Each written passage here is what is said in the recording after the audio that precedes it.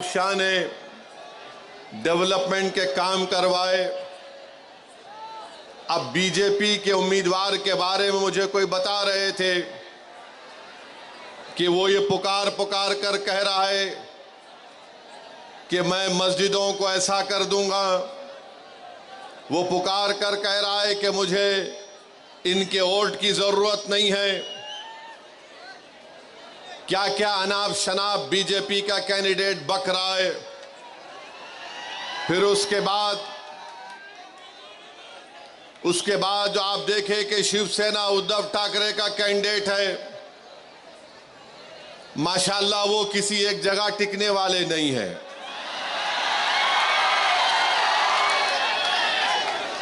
कभी कांग्रेस में भी थे वो, हाँ, राष्ट्रवादी कांग्रेस में भी थे, फिर बीजेपी में भी गए।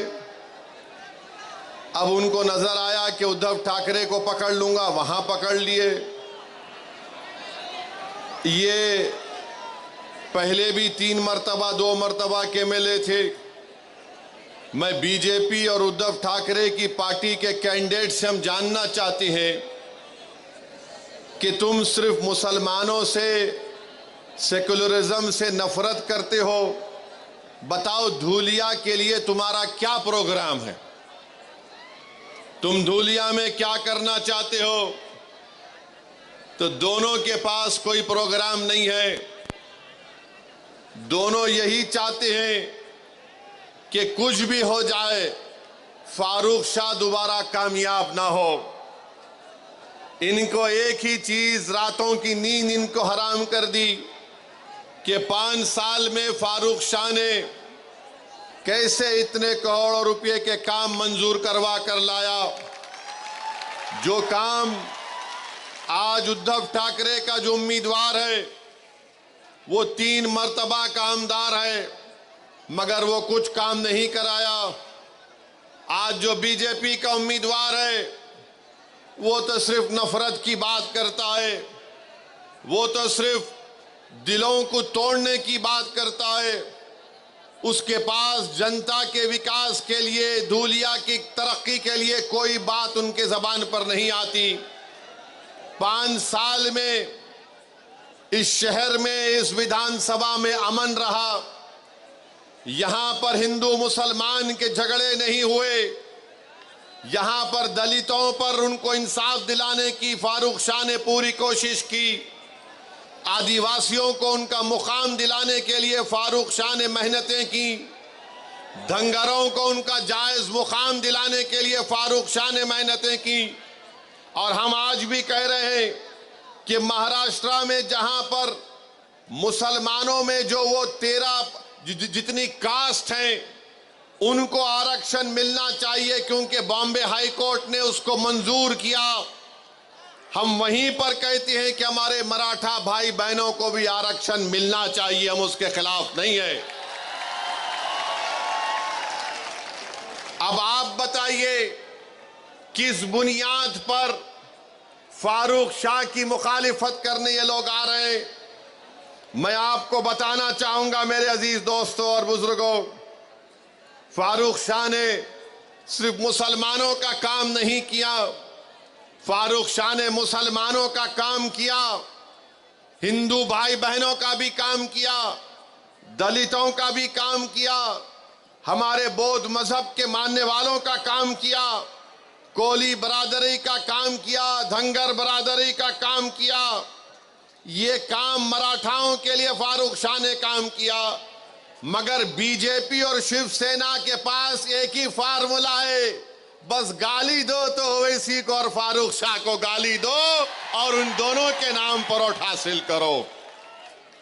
अरे तुम कब तक मेरा नाम लेकर, तुम कब तक फारूक शाह का नाम लेकर वोट लोगे? अरे क्या तुम्हारे घर में कोई और नहीं दिख रहा हमारे सिवा तुम लोगों को? तुम्हारी पार्टी में कोई नजर नहीं आ रहा तुम लोगों को? नहीं, खाली ओवैसी को गाली दो, फारूक शाह को गाली दो, जितना गाली देना है गाली दो। मगर धूलिया की जनता ने देख लिया कि फारूक शाह ने जो काम किया वो काम धूलिया की तारीख में कोई विधायक, कोई आमदार नहीं किया था, सबका काम किया। बीजेपी आकर बोलेगी, मोदी जी बोलते हैं सबका साथ, सबका विकास, मगर आप बताइए, मैं पूछना चाहता हूं यहां के मुख्यमंत्री शिंदे से, फडणवीस से, ये हमको बताइए कि महाराष्ट्र से ये ड्राई पार्क का प्रोजेक्ट जो 3000 करोड़ का था वो गुजरात क्यों चला गया? बताओ शिंदे साहब, ये ड्राई पार्क का प्रोजेक्ट 3000 का कैसे गुजरात चला गया? बताओ मोदी जी, जो महाराष्ट्र को आकर अब चुनाव में शुरू कर देंगे लंबा लंबा फेंकना। ये टाटा एयरबस का प्रोजेक्ट 22,000 करोड़ का वो महाराष्ट्र से चला गया। वेदांता फॉक्सकॉन का प्रोजेक्ट 1,50,000 करोड़ का महाराष्ट्र से चला गया। ये मेडिकल डेवलपमेंट पार्क जो 424 करोड़ का था वो महाराष्ट्र से चला गया। आखिर हो क्या रहा है महाराष्ट्र में? ये देश का दूसरा बड़ा प्रदेश है, यहां पर किसानों का हाल ये करके रख दिया कि आज किसान के बेटे की शादी नहीं हो पा रही है महाराष्ट्र में, और अगर वो किसान मराठा रहे तो उसको और परेशानी हो रही है। इसीलिए मराठा लड़ रहा है आरक्षण के लिए। बताओ आखिर बीजेपी ने क्या दिया है महाराष्ट्र के लिए? अब मोदी जी आकर बोलेंगे मैं यूसीसी लगा दूंगा महाराष्ट्र में। आप देखना बीजेपी आकर बोलेगी नहीं नहीं, हम महाराष्ट्र में यूनिफॉर्म सिविल कोड को लाएंगे। हम पूछना चाह रहे ये टाटा एयरबस का प्रोजेक्ट कहां गया? तो मोदी जी बोलेंगे यूसीसी ला लूंगा। जब महाराष्ट्र का मराठा पूछ रहा है, महाराष्ट्र का किसान पूछ रहा है आज हम इतने परेशान क्यों हैं, आज हम इतने गरीब क्यों हैं, मखरूज क्यों हैं, तो मोदी जी बोलेंगे भाइयों बहनों लव जिहाद हो रहा है। आप बताइए महाराष्ट्र में इतना बड़ा प्रदेश, मगर इसके बारे में बीजेपी के पास कोई प्रोग्राम नहीं है। आप देखते हैं कि महाराष्ट्र में बाबा सिद्दीकी का कत्ल कर दिया गया, गोली मारकर मुंबई में बाबा सिद्दीकी को गोली मार दी गई। क्या हो रहा है महाराष्ट्र में कि 3 बार का एमएलए बाबा सिद्दीकी, उसको गोलियां मार देते हैं, 6-6 गोलियां मारते हैं। बताओ नरेंद्र मोदी, बताओ अमित शाह, बताओ शिंदे, बताओ फडणवीस, कैसे बाबा सिद्दीकी की मौत हो गई? अरे बताओ अजीत पवार, वो तो तुम्हारी पार्टी का था, तुम अपनी पार्टी के आदमी को नहीं बचा सकोगे तो तुम अपने आप को कैसे बचाओगे? नहीं नहीं, हम इतने दिन में पकड़ के दिखाएंगे। किसको पकड़े तुम? कहां है असल करने वाला? तो हर 2 दिन को मीडिया में आता पुलिस वहां गई, पुलिस यहां गई, पुलिस वहां गई। अरे क्या महाराष्ट्र की पुलिस बड़ी काबिल पुलिस है। महाराष्ट्र के पुलिस का इंटेलिजेंस नेटवर्क बहुत स्ट्रांग है, मगर क्योंकि मोदी का राज है इसलिए महाराष्ट्र की पुलिस को कमजोर करके रख दिया गया। और इसी कमजोरी की वजह से आज आप देखते हैं कि जुल्म पे जुल्म हो रहा है, जुल्म पे जुल्म हो रहा है। बाबा सिद्दीकी को क्यों मारा गया? किसी के पास जवाब नहीं है। कोई बोलता है कोई जेल में बैठा है उसने मार दिया, कोई बोलता है नहीं वो फुला झगड़ा था उसने मार दिया। अरे सवाल ये पैदा होता है कि मारने वाले के पीछे दिमाग किसका है? वो दिमाग कौन है? तो बोलेंगे नहीं नहीं हम देख रहे हैं, कोशिश कर रहे हैं। मेरे अजीज दोस्तों और बुजुर्गों, महाराष्ट्र में कोई एक उठ के बोलता है बीजेपी का नेता, मैं मस्जिद में घुस के मारूंगा। अब आप बताइए, उस पे केस तो बुक हो गया, मगर बोल रहा है मस्जिद में घुस के मारूंगा। आखिर महाराष्ट्र में इतनी छूट कैसे मिल गई इन लोगों को कि कोई एक समुदाय के मजहबी जगह के बारे में कहता है कि मैं मस्जिद में घुस के मारूंगा। आखिर क्या करना चाहते हैं महाराष्ट्र को ये लोग? क्या यहां पर आप दंगे कराना चाहते हैं मोदी जी?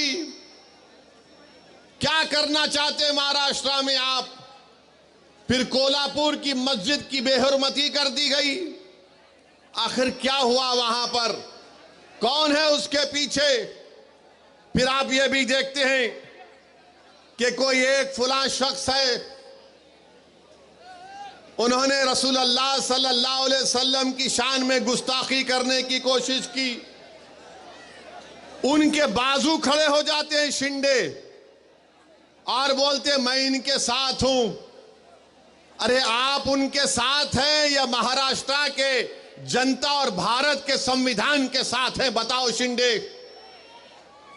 कोई खड़े होकर अनाप शनाप बकता है, कानून उसके ताल्लुक से कहता है कि किसी को भी इजाजत नहीं है कि वो किसी मजहब के बारे में अनाप शनाप बके। और सारी दुनिया जानती है कि इस्लाम के मानने वालों के लिए प्रॉफेट मोहम्मद सल्लल्लाहु अलैहि वसल्लम हमारे जिस्म से अगर पूरा खून भी निकल जाए तो हमारे लिए कम है। वो है हमारे लिए प्रॉफेट मोहम्मद सल्लल्लाहु अलैहि वसल्लम। मगर कोई एक्शन नहीं लिए, खाली एक रस्मी केस बुक कर दिए और बोले नहीं केस बुक हो गया। जो मजलिस को बी टीम बोलते, कोल्हापुर का एमपी उनकी बहू ने विड्रा कर लिया, शिंदे को नमस्ते कर लिया। अब बी टीम कौन हुए बताओ? अब बी टीम कौन हुए बताओ आप? जिस शख्स ने रसूलुल्लाह सल्लल्लाहु अलैहि वसल्लम के खिलाफ अनाप शनाप बका, पूरे महाराष्ट्र में पूरे बड़े बड़े लोग थे ना जो अपने आप को सेक्युलर बोलते हैं, जो अपने आप को मसीहा मानते हैं, जो कहते हैं कि हम है ना तुम्हारे लिए, तुम क्यों डर रहे? मगर किसने एहतजाज बुलंद किया? कोई पार्टी आगे नहीं आई। अगर कोई आगे आया तो इम्तियाज जलील आगे आया। इम्तियाज जलील ने कहा कि हम जुलूस निकालेंगे, हम औरंगाबाद से बंबई जाएंगे। तो ये जो हमारे ओटों को तोड़ने वाले लोग हैं, जो पीछे से भी वार नहीं करते, जो सिर्फ साजिश करते हैं, वो बोले नहीं नहीं कुछ नहीं होगा, ये ऐसा ही बयान दे दिया, कुछ नहीं होगा, कोई नहीं आएगा, कहां से कोई गाड़ी लाकर आएगा, अरे ये तो मजलिस ने एक शोशा छोड़ दिया, कुछ नहीं होगा। लोग हमको भी फोन करके बोलते थे। मैंने उन नौजवानों से कहा कि जब तारीख का ऐलान हो चुका है, अब हम वापस नहीं जाने वाले हैं। बात शुरू हो गए, नहीं नहीं मजलिस दंगा कराना चाहती है, मजलिस दंगा कराएगी। हमने कहा दंगा कराने के लिए हमने कॉल नहीं किया। रसूलुल्लाह सल्लल्लाहु अलैहि वसल्लम रहमतुल लिल आलमीन है, वो रहमतुल मुस्लिमीन नहीं, वो तमाम आलम के लिए रहमत है। He is the profit of Mankind, वो रहमतुल आलमीन है। और हम रहमतुल आलमीन के नाम पर दंगा नहीं कराते, ना कभी कराए ना कभी होने देंगे इंशाअल्लाह ताला।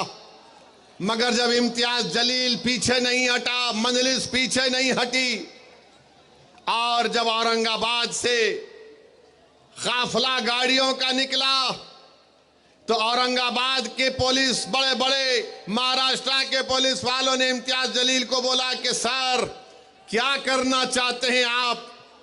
तो इम्तियाज जलील ने कहा कि देखो, मैं बंबई जाकर महाराष्ट्र के होम मिनिस्टर को एक मेमोरेंडम देना चाहता हूं कि जिसने ये अनाप शनाप बका उसके खिलाफ कार्रवाई हो।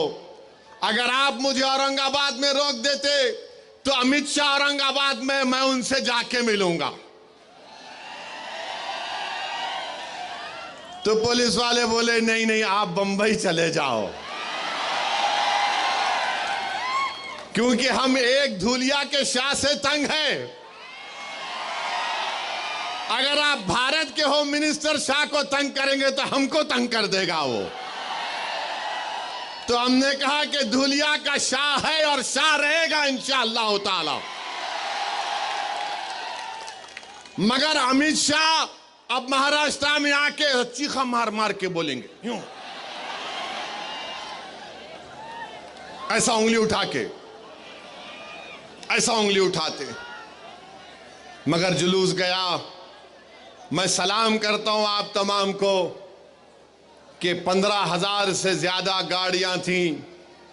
हम तमाम निकले और महाराष्ट्र की तारीख में आपने एक नई तारीख रकम करवाई। जो लोग मजलिस के बारे में बोलते थे ये रोड पे निकलेंगे तो दंगा होगा, औरंगाबाद से 15,000 गाड़ियों का काफिला गया। मुंबई थाने के पास, भिवंडी के पास रोका गया। वहां के कलेक्टर को नुमाइंदगी दी गई। नौजवान बड़े जज्बात में थे और इम्तियाज जलील से कह रहे थे चलो मुंबई चलो। इम्तियाज जलील ने कहा कि नहीं, हमारा मकसद ये था कि हम हमारी नुमाइंदगी, हमारा मेमोरेंडम सरकार को दें और उनको बता दें कि ये हमारा गम और गुस्सा का इजहार करने का तरीका है। हमने अपने गम और गुस्से का इजहार किया और इम्तियाज जलील अगर चाहता तो उन हजारों गाड़ियों को लेकर बंबई जा सकता था। मगर इम्तियाज जलील ने कहा कि मजलिस इत्तेहाद उल मुस्लिमीन की पॉलिसी लोगों को जज्बात में लाकर दंगा कराना है, लॉ एंड ऑर्डर का प्रॉब्लम पैदा करना नहीं है। इम्तियाज जलील अमन से सब लोगों को अपने अपने घर को वापस भिजा दिया। ये मजलिस इत्तेहाद उल मुस्लिमीन है और ये लोग हम पे गालियां देते हैं, अरे मजलिस ऐसी मजलिस वैसी। अरे वक्फ बोर्ड का बिल जब पार्लियामेंट में पेश हुआ तो कहां थे उद्धव ठाकरे